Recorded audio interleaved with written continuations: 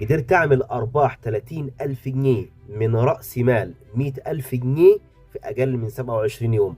مع العلم ما اشتريتش ذهب ولا اشتريت بضاعة ولا موبايلات مستعملة ولا أي حاجة، حققتهم وأنا نايم.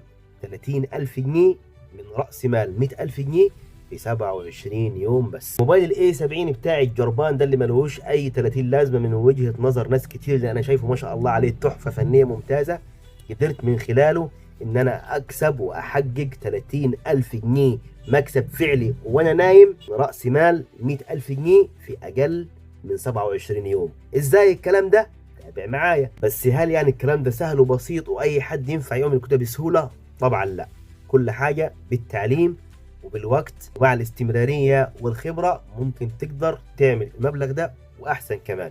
اللي هو ازاي؟ انا مشتري اسهم في البورصه المصريه، وال 30,000 جنيه اللي حققتهم دول كنت مشتري بيهم من شهر بالظبط سهم مصر للالومنيوم، عشان كان عليه توصيات كتير. دي مش نصيحه مني، كل اللي انا عملته ان انا بدرس شويه وبذاكر شويه وبطلع شويه، عملت تحليل مالي بسيط وتحليل فني، والسهم كان عليه توصيات كتير انه الفتره اللي جايه هيبدا ينتعش ويطلع، وفي نفس الوقت كان مقدر بقيمه اقل من قيمته. فحطيت رأس المال ولله الحمد بعد أقل من شهر حقق معايا مكسب 31%. قدرت إن أنا أبيع وأطلع ال 30,000 جنيه الربح من رأس المال ال 100,000 جنيه. هل تقدر أنت تعمل كده؟ تقدر تعمل كده، بس الأول تتعلم وتبحث وتشوف الدنيا رايحة فين وجاية من فين، وتشوف الأسهم والقوائم المالية وإيه اللي بيربح وإيه اللي بيخسر، وما تستعجلش، وتذاكر من سنة لاتنين لتلاتة علشان تعرف تحط فلوسك وما تخسرهاش. افضل واسهل تطبيق في الموضوع ده تطبيق اسمه ساندر، موجود ومرخص من هيئة الرقابة المالية.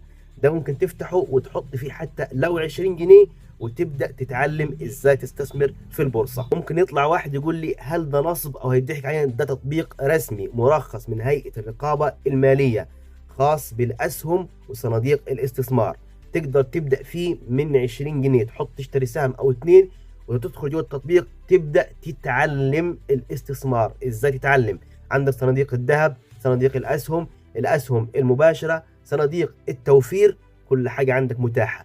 ابدا اتعلم واحده واحده وشويه شويه، مع الوقت تكتسب خبره، وفي نفس الوقت هتلاقي فيه حساب مجاني تقدر تستثمر فيه من غير اي فلوس لحد ما تتعلم، تبدا تضيف فيه واحده واحده. يعني انت ممكن تعمل فلوس وانت نايم، بس مع المذاكره والمعرفة والعقلية والخبرة والدراسة بعد فترة تقدر تحقق فلوس من أي مجال أنت بتحبه. ولكن اسعى وابدأ